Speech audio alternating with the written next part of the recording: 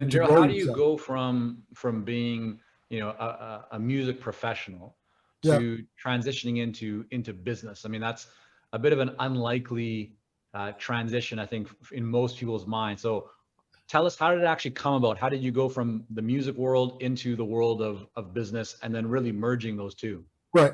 So what happened for me was I left Cincinnati. I spent a year in New York, and I was working as a professional musician, but I was also studying for a year. Had a couple opportunities that I turned down. Won't go into details of those.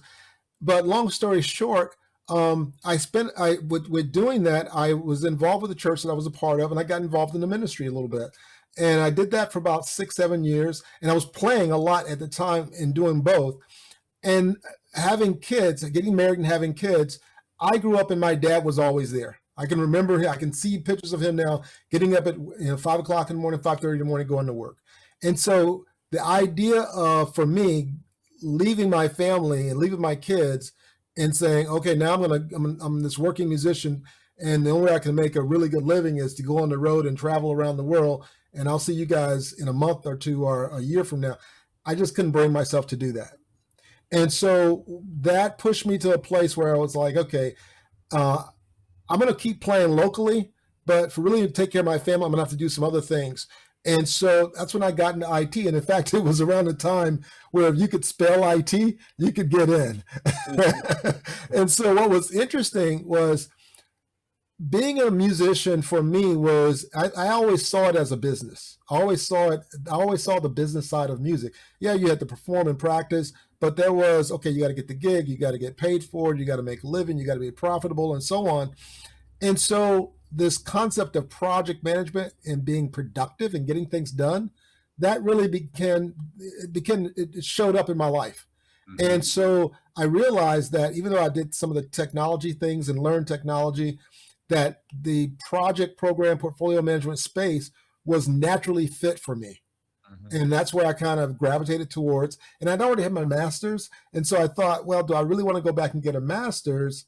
And then I realized that by going after certifications in IT and in project management and so on and so forth, that I could make just as much money as somebody who went and got an MBA because of my experience, because of my leadership experience, because of my travel experience.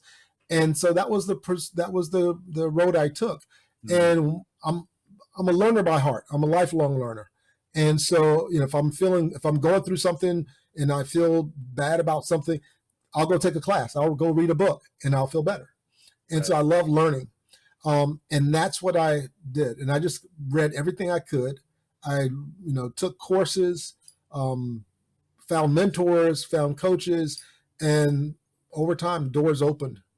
And what did that look like? I mean, what were some of the early wins when you kind of think back to your first clients? So outside of working as an employee, when you kind of became an owner of the business, who were the first clients, and how do you go about getting those projects?